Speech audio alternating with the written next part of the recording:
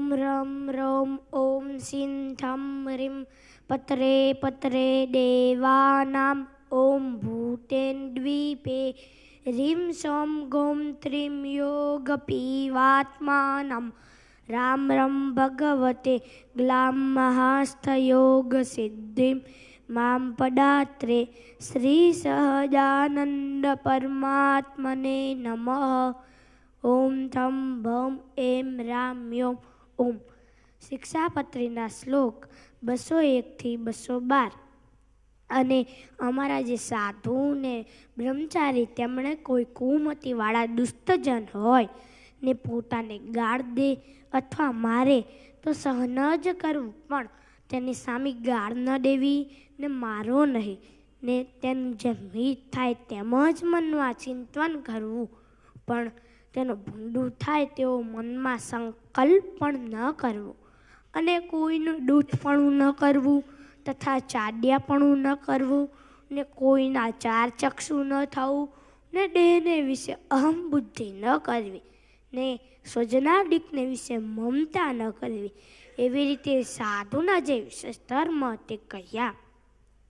અને અમારે આશ્રિત જે સત્સંગી ભાઈ અને તેમના જે સામાન્ય અને વિશેષ ધર્મ તે જે તે આ સંક્ષેપે કરીને આવી રીતે અમે લખ્યા છે. અને આ ધર્મનો જે વિસ્તાર તે તો અમારા સંપ્રદાયના જે ગ્રંથ તે થકી જાણવો અને સર્વે જે શાસ્ત્ર તેનો જે સાર તેને અમે અમારી બુદ્ધિએ કરીને ઉદ્ધારીને આ શિક્ષાપત્રી લખી છે. તે કેવી છે તો સર્વ મનુષ્ય માત્રને મનવાંછિત ફળને દેનારી છે.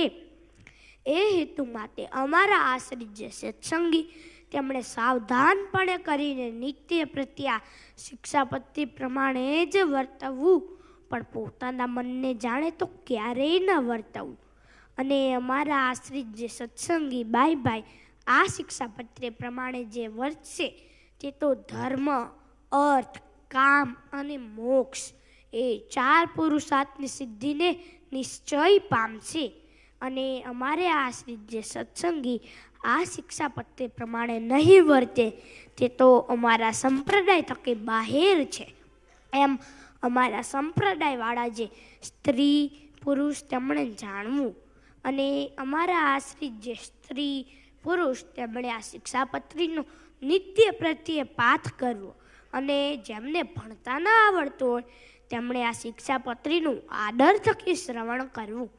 અને આ શિક્ષાપત્રી વાંચી સંભળાવે એવું કોઈ ન હોય ત્યારે તો આ શિક્ષાપત્રીની નિત્ય પ્રત્યે પૂજા કરવી. અને આ જે અમારી વાણી તે અમારું સ્વરૂપ છે તેમ પરમ આદર થકી માનવી. અને આજે અમે શિક્ષાપત્રી લખી છે તે જે તે દેવી સંપ્રદાય કરીને યુક્ત જે જન હોય તેને આપવી અને જે આસુરી સંપ્રદાય કરીને યુક્ત જે જન હોય તેને તો ક્યારેય ન આપવી. સંવત 1882 મહાસુદી પંચમીને દિવસે આ શિક્ષાપત્રી લખી છે તે પરમ કલ્યાણ કરનારી છે. અને પોતાના આશ્રિત જે ભક્તજન તેની સમગ્ર પીડા તેનો નાશ ના કરનારા એવા અને ધર્મ સહિત જે ભક્તિ તેની રક્ષા ના કરનારા એવા અને પોતાના ભક્તજનને મનવાંછિત સુખના આપનારા એવા જે શ્રી કૃષ્ણ ભગવાન તે અમારા સમગ્ર મંગળને વિસ્તારો. ઇતિ શ્રી સહજાનંદ સ્વામી શિષ્ય નિત્યાનંદ મુનિ લિખિતા શિક્ષાપત્રી ટીકા સમાપ્તા. બોલો સહજાનંદ સ્વામી મહારાજની જય. શિક્ષાપત્રી સેવામ સમર્પયામિ. પૂજ્ય સ્વામી ઉપસ્થિત છે ત્યારે સ્વામીના પૂજન માટે હું વિનંતી કરીશ. બાળકને યોગ્ય પ્રેરણા આપવામાં આવે, નાનપણથી જો સારા સંસ્કાર આપવામાં આવે અને શ્રેષ્ઠતમ વાતાવરણ પૂરું પાડવામાં આવે તો કેટલું બધું કરી શકે છે. એનો એક જીવતો જાગતો દાખલો હોય ને તો આપણો તિલક કણઝરિયા છે. તિલકે 2023માં પૂજ્ય શામજી ભગતે થોડી વાત કરી, પ્રેરણા આપી હતી.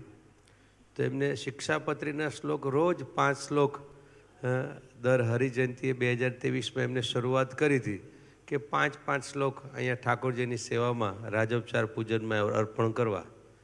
2023થી એમને શરૂઆત કરી હતી. આજે 2025 એમને આખી શિક્ષાપત્રી કંઠસ્થ કરી અને ઠાકોરજીના ચરણે રાજોપચાર પૂજામાં. આટલી નાની તાળીઓ આટલા નાના બાળકને જરા વધારે તાળીઓ આપીને. આ છોકરો કાયમી તિલક રોજ સવારે કાયમ સ્કૂલે જાય ને એ પહેલાં કાયમી અહીંયા ગુરુકુલમાં અહીંયા ઠાકોરજીના દર્શન કરવાના.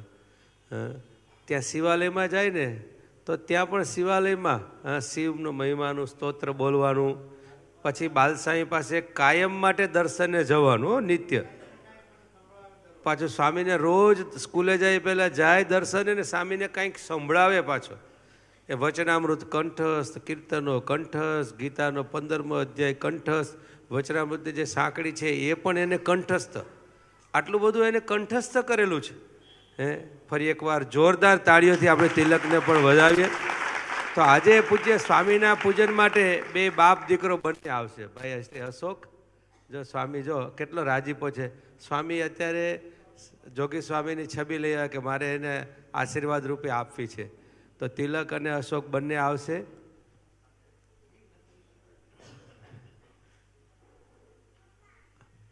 બોલો સહજાનંદ સ્વામી મહારાજની જય. પૂજ્ય સ્વામીને વિનંતી કરું કે એક હાર છે ને, એક હાર આપે. એના માતૃશ્રીએ તૈયારી કરાવી છે. એક હાર આપો. તિલક જા જ બેટા, જઈને મમ્મીનું પૂજન કરી આવો. હા, અને પૂજન કરી આવો જા બેટા, મમ્મીને હાર પહેરાવીને. એમના માતૃશ્રીનું પણ પૂજન થઈ રહ્યું છે.